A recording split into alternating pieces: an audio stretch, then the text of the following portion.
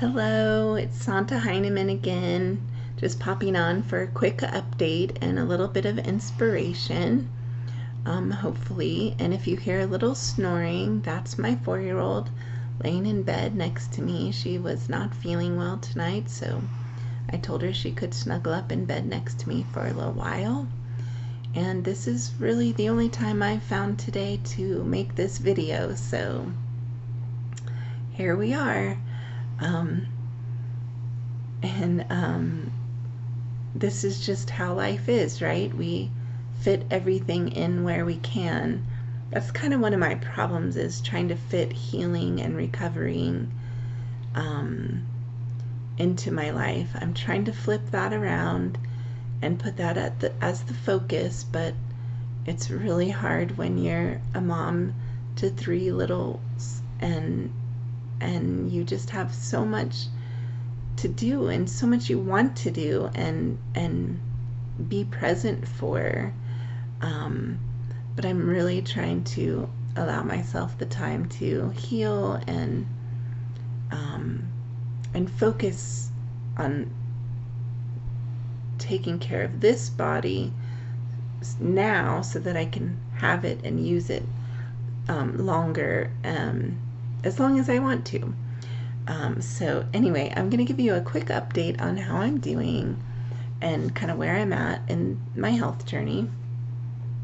So I did get the results back from the tumor I had removed from my side, and we had it sent off to a special lab to see if there were any other chemotherapies that would work against these cancer cells. And we found that there were about 4, and so we're going to start with 2 to try.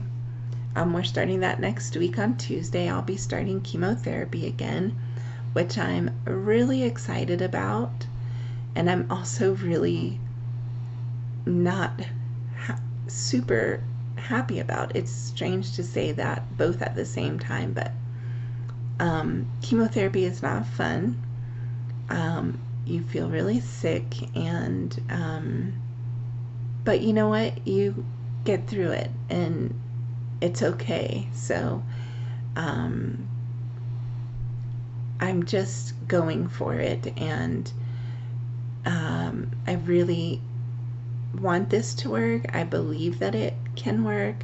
My doctors and care providers believe that this can work, and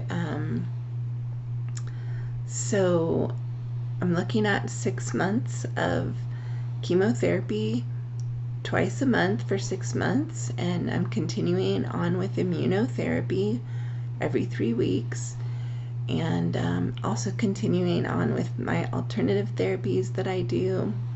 My favorite being acupuncture. It really just excuse me, seems to be the one that renews me the most, and just restores me to what I feel like is where I feel really a sense of normalcy in my body the most. So excuse me. So as I said in other videos, I really try to practice guarding my mind, because it's so easy, having chronic pain and chronic illness, to just get wrapped up in a cycle where you can wake up and your body hurts, you'll be stuck feeling the pain of your body, and then that goes into your thoughts, and then those thoughts go into your emotions, and it just can spiral out of control. And so I really tried to practice starting from right when I wake up, turning on special music that puts me in a place where I feel empowered, and I'm reminded that I am not my body, and I am not my illness, and that I am a powerful co-creator, and I get to create my experiences by what I think and believe, and I also try to sit in silence and meditation and prayer. I do some breathing and yoga. I read from the Science of Mind magazine, the daily guide, and I read from a Unity publication called The Daily Word. And those just inspire me and motivate me and help me to keep a strong mind. I'm trying to not just say positive, because I don't want you to think that I'm just all joyful and positive all the time, because I'm not. I am battling a really tough disease in my body, and I say that I'm battling it because I don't want it there. I want it gone, because I believe it's standing in the way of the things that I want to do physically, but I don't know if that's true. I've told you before that cancer has given me so much. It has changed me and transformed me so much. And so I may be battling and resisting something that's really good for me right now. It's just really hard to wrap my mind, my human mind, around all of that. And so I feel like a year into this, okay, I've had enough. I've learned and transformed, and I'm ready to let go of the physical ailments that are holding me back now from what I want to do, and just go out and be. And but I'm learning still and working on those thoughts and ideas of why is it still here? Why is it still so much a part of my life and my every breath? You know, it's here in my throat, and these lymph nodes. The cancer's not in my throat. The cancer cells are in the lymph nodes around my throat and starting to kind of go into my lung. And why is this? I'm trying to learn, and trying to be open and not resist, but it's really difficult when it's chronic pain and it's daily, and I just want to live a joyful life, and I have these wonderful kids and a wonderful family, and I just want to go out and do all of the things with them that I would normally do. And so I kind of feel like ready to just get into this chemotherapy and let it heal me, so that I can return to that place that feels familiar, the strength in my body. But that is coming. And I wanted to read something that I read this week in the Science of Mind magazine, or actually I guess it was last week, that inspired me, and maybe it will inspire you, and if not, maybe you can share it with somebody you know. It would be great for, I don't know if I mentioned, I have a sleeping 4-year-old next to me. She's not feeling well, and I told her she could snuggle up next to me. So if you're hearing some snoring or seeing little tiny hands pop up, that's what's going on over here. But I'm just fitting this into my life. And this was the time that I could find to make this video today, so for you. So this is from the Science of Mind magazine, and it's the law of human experience. When we resist change, it's called suffering. But when we can completely let go and not struggle against it, that's called enlightenment. That's from Pema Chodron. Change is the law of human experience. Ernest Holmes from Richer Living. Change. This word appeared on the wall poster next to my bed at the Jesuit Center, where I participated in a silent retreat during the final week of 2020. Accompanying the word was a sentence about inevitability and such, but I couldn't stop staring at the singular word in bold lettering, perhaps because of its graphic design. The first and last letter of the word were much larger than the 4 middle letters, forming a word within the word, hang. There, inside the most common description of life's fluidity, was also its common cause of suffering. Resistance to a natural order. I was to spend days in contemplation without external distraction in this tiny room. The poster's messaging began to feel wildly looming and inescapable. I succumbed to using the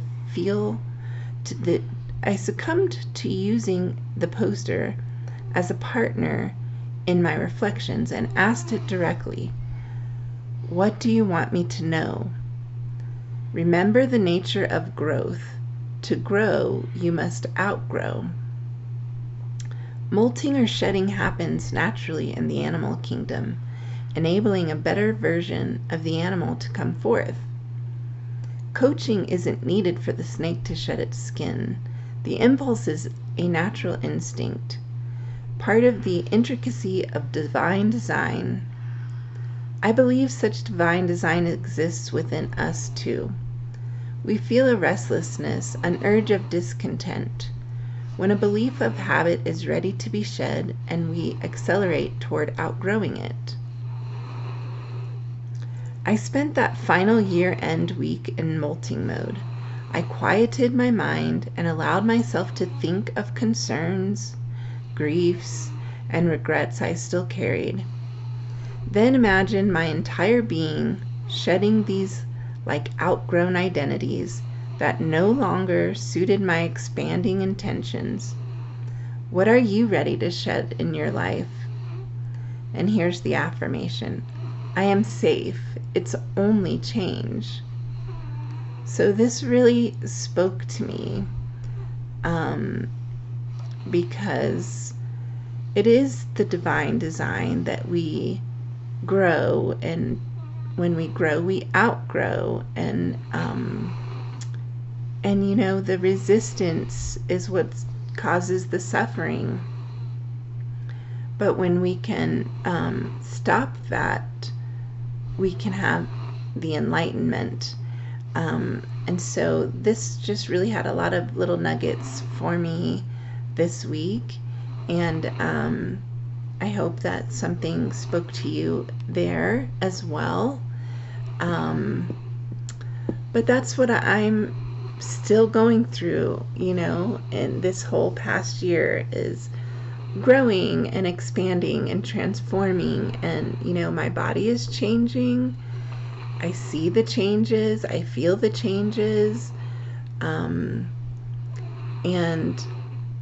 you know, I resist the changes sometimes and I embrace the changes sometimes, but all of it has led to my mind changing and my spirit changing, and I feel that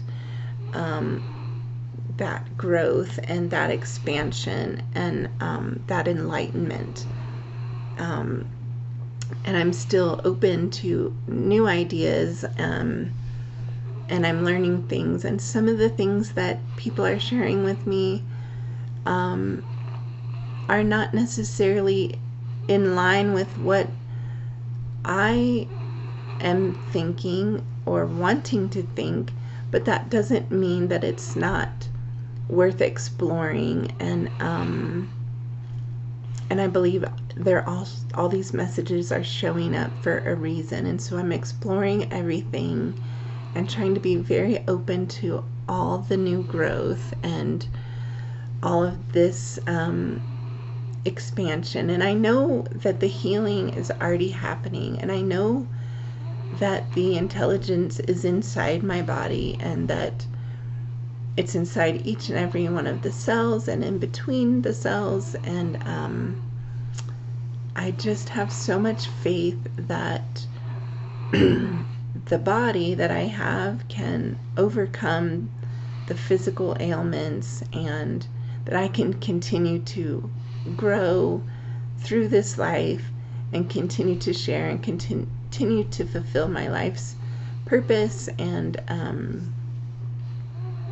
do the work that I came here to do. And so I just wanted to share that with you, and I wanted you to see I'm doing well. And I know I'm going into chemo next week, and it can be such a bummer, but I'm just trying to be really excited about the opportunity to heal and move on from this part of my life, this season of my life. That's just been such a challenge for me, but also such a transformation. And you guys can share with me your thoughts in the comments, and just thank you so much for continuing to be present with me and share this journey and sharing your thoughts and prayers. And I've been getting private messages with lots of really good inspiration in my inbox and stuff, and so keep that coming too, because I love all of that. It's just seems like everything comes in the perfect timing. So keep sharing with me, and I'll keep sharing updates with you, and keep cheering me on. And just my love to all of you. Thanks. Until next time.